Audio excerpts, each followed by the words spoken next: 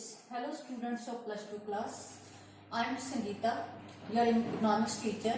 As I sent earlier the video of the calculation of national income by value added method. Today we will do by income method. It's very important and listen carefully this video. Listen carefully and listen 2 and 3 times. Now what are the income method? Income method also known as the factor distribution method. Factor distribution method. In this method, we take only the which reward is given to their factors of the owner. Factor of owner, you know very well who are the factor of owner: land, labor, capital and entrepreneur. Land को क्या दिया जाता है? Rent दिया जाता है. Labour को क्या दिया जाता है? वेजेस एंड सैलरीज दी जाती है. कैपिटल के ऊपर क्या दिया जाता है? इंटरेस्ट दिया जाता है. एंटरप्रेन्योर अपना क्या रखता है? प्रॉफिट रखता है. उन सबका समेशन हम लेके चलते हैं तो वो क्या बन जाएगा? हमारा डोमेस्टिक इनकम बन जाएगा. और ये डोमेस्टिक इनकम क्या होगा? हमारा नेट के बेस पे होगा, क्योंकि इसमें ना तो कोई डेप्रिसिएशन है, ना कोई wear and tear of the machine है. सिर्फ हम फैक्टर कॉस्ट को ही लेके चल रहे हैं. और ये किसके ऊपर होगा? फैक्टर कॉस्ट पे.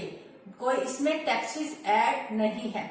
अब मेन इसके जो है कौन कौन से कंपोनेंट हैं? सबसे पहले जो है हमारा फर्स्ट कंपोनेंट है compensation of employees. Compensation of employees जो फॉर्म जो है अपने जो है वर्कर्स को देती है, वो किस किस फॉर्म में देती है वो हम पार्ट्स लेके चलते हैं. कंपनसेशन ऑफ एम्प्लॉइज में सबसे पहले दिया जाता है wages and salaries. Wages and salaries जो कोई कंपनी में, किसी इंस्टीट्यूट में, किसी फर्म में काम कर रहा है उसे क्या मिलता है? वेजेस एंड सैलरीज मिलती है. वो काउंट होगा नेशनल इनकम में और डोमेस्टिक इनकम में. Then payments in kind.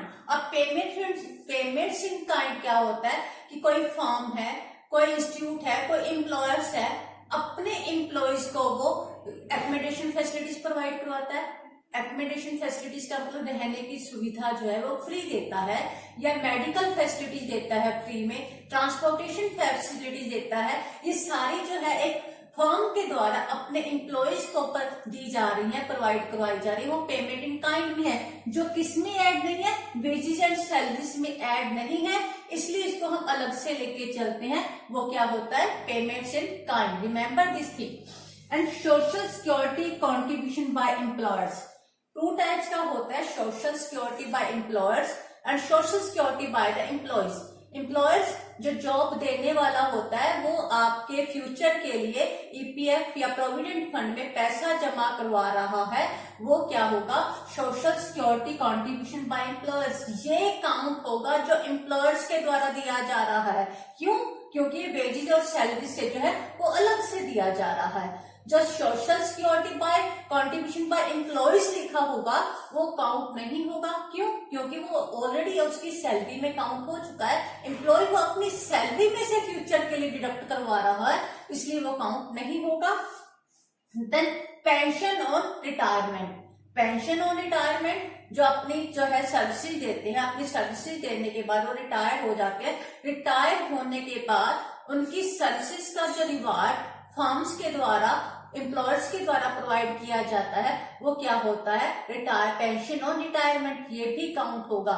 And remember this thing, pension और retirement will count in the domestic income और national income. Old age pension will not count. Old age pension अपने आप में क्या है? एक ट्रांसफर पेमेंट है. आपको डिफ्रेंशिएट होना चाहिए ओल्ड एज पेंशन के रूप में क्या है और रिटायरमेंट पेंशन क्या है. Retirement pension is the reward for their services which has given by the person. वो रिवार्ड दिया जा रहा है, जो रिवार्ड उसकी सर्विसेज के बदले दिया जा रहा है वो काउंट होगा. Pension, old age pension, it's not the reward for their services, it's the assistant by the government to the old age person. ये क्या है? एक सहायता दी जाती है ओल्ड एज पर्सन को कि जो अपनी लिवलीहुड को जो है थोड़ा अर्न कर सके, वो ओल्ड एज पेंशन कहलाती है. वो ट्रांसफर पेमेंट होती है. Transfer payment never count in the national income.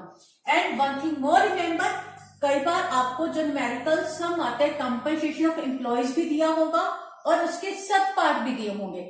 जब कंपनसेशन ऑफ एम्प्लॉयज गिवन है तो आपने सिर्फ ब्रॉडर टर्म को ही लेके चलना है, ये उसके सब पार्ट को नहीं लेके चलना. अगर ब्रॉडर टर्म नहीं गिवन है फिर उसके सब पार्ट को हम ऐड करते हुए क्या लेके चलेंगे, कंपनसेशन ऑफ एम्प्लॉयज लेके चलेंगे। इस बात का ध्यान रखना, मैं फिर से रिपीट कर रही हूँ, कंपनसेशन ऑफ एम्प्लॉयज में कौन कौन से कंपोनेंट आते हैं, wages and salaries, payments in kind, social security contribution by employers, pension और रिटायरमेंट।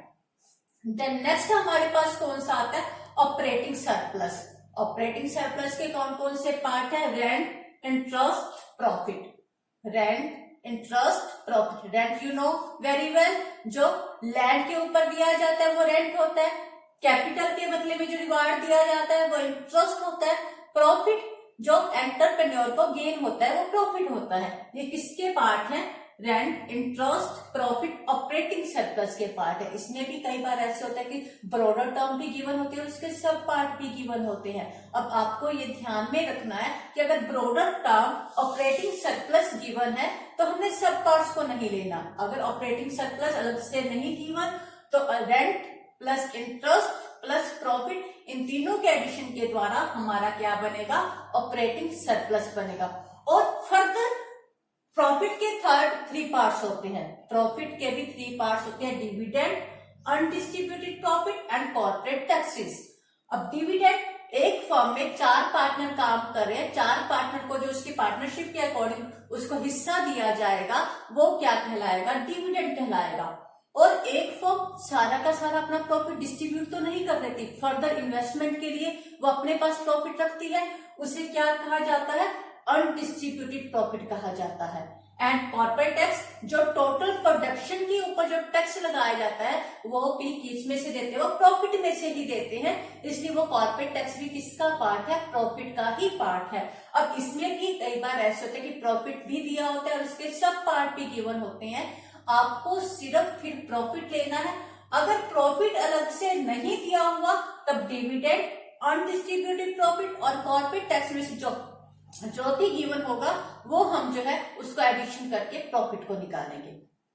देन थर्ड कंपोनेंट क्या है हमारे पास, मिक्स्ड इनकम।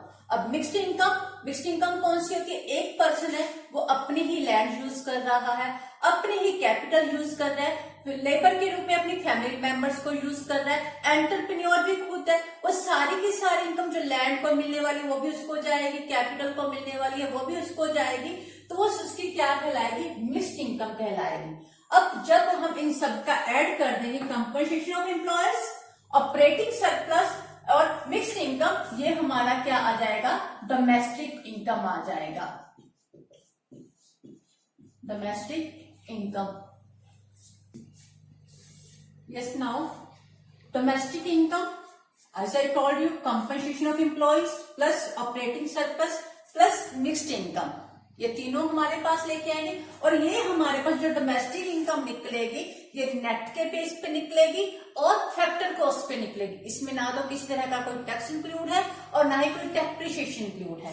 अब इस डोमेस्टिक इनकम को हमने किस में चेंज करना है, नेशनल इनकम में चेंज करना है। Domestic income plus net factor income from abroad. As I told in earlier previous one video, how we will find out the net factor income from abroad. Factor income from abroad minus factor income to abroad. उसका जो differentiate आ जाएगा वो हमारा क्या होगा, net factor income from abroad होगा। अब ये हमारा क्या निकला, नेशनल इनकम निकला। अब इस नेशनल इनकम को हमने चेंज करना है gross national product at market price, यानी कि gross national product at market price. अब इसमें हम क्या क्या लेके चलेंगे, national income plus depreciation plus net indirect taxes. अब नेट को, ये नेट के बेस पे थी, नेट को ग्रोस में चेंज करने के लिए हमने क्या किया, डेप्रिसिएशन ऐड किया, अब और फैक्टर कॉस्ट पे थी, फैक्टर कॉस्ट को मार्केट प्राइस में चेंज करने के लिए हमने क्या लिया, नेट इनडायरेक्ट टैक्सेस क्या किए, इसमें ऐड किए। रिमेंबर दिस थिंग, जब हम इनकम मेथड से कैलकुलेट करते हैं नेशनल इनकम का, वो एक तो फैक्टर कॉस्ट पे आती है और नेट के बेस पे आती है। उसको ग्रोस में चेंज करने के लिए डेप्रिसिएशन ऐड करेंगे, मार्केट प्राइस में चेंज करने के लिए उसमें नेट इनडायरेक्ट टैक्सेस ऐड करेंगे।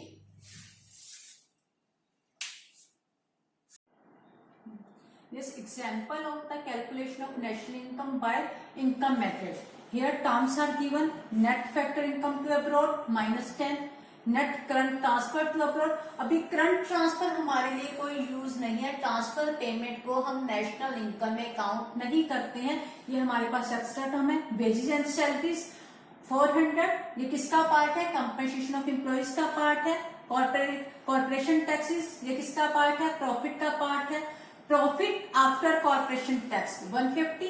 अब यानी कि प्रॉफिट कंप्लीट टर्म बन जाएगी corporation tax plus profit after the corporate tax, ये कितना हो जाएगा हमारा? 200। Social security contribution by employers 50, ये किसका पार्ट है? कंपनसेशन ऑफ एम्प्लॉयज का पार्ट है। देन रेंट इंटरेस्ट, ये किसके पार्ट है? ऑपरेटिंग सरप्लस के। Mixed income, net indirect taxes and depreciation. सबसे पहले हम क्या निकालेंगे? Domestic income. ये कौन से कंपोनेंट लिए मैंने? 400 प्लस 50 कंपनसेशन ऑफ एम्प्लॉयज के wages and salaries and social security by the employers, social security contribution by employers. Other ये क्या है? Rent, interest, profit, corporate taxes, these are the part of the operating surplus and mixed income. ये कितनी है हमारे पास? 300। ये हमारा कितना आ गया? 1120 डोमेस्टिक इनकम आया। ये किसके बेस पर आया? हमारा नेट के बेस पर आया और फैक्टर कॉस्ट पे। इसमें किसी तरह का टैक्सेस नहीं है, कोई किसी तरह का हमारा डेप्रिसिएशन और कंजप्शन ऑफ फिक्स्ड कैपिटल नहीं है। अब हमने इसको चेंज करना है, किसमें? नेशनल इनकम में चेंज करना है। डोमेस्टिक इनकम, अब यहाँ पे मैंने माइनस लगाया है, क्यों? क्योंकि हमारे पास टर्म क्या गिवन है? Net factor income to abroad given है। Net factor income to abroad, to abroad होगा तो माइनस करेंगे, माइनस, ये -10 गिवन है, माइनस माइनस क्या हो जाएगा? प्लस 1130। देन अब ये नेशनल इनकम हमारा क्या आया? 1130। अब इसको चेंज करना है हमने gross national product at market price में चेंज करना है। अभी नेट के बेस पे थी, नेट के बेस पे नेट को ग्रोस में चेंज करने के लिए हम इसमें क्या करेंगे? डेप्रिसिएशन ऐड कर देंगे। ठीक है, अभी ग्रोस हो गया, ग्रोस नेशनल प्रोडक्ट। अब इसको मार्केट प्राइस में अगर हमने चेंज करना है, ये किसमें? इसमें क्या कर देंगे? नेट इनडायरेक्ट टैक्सेस ऐड कर देंगे। तो अभी हमारे कितना हो जाएगा? 1350। ये क्या हुआ हमारा? Gross national product at market price. And today I will send the PDF of the application of the regarding the calculation of national income, that also you will learn, and I will send the examples of also of this method and value added method you will solve in your notebook. Thank you. Have a nice day.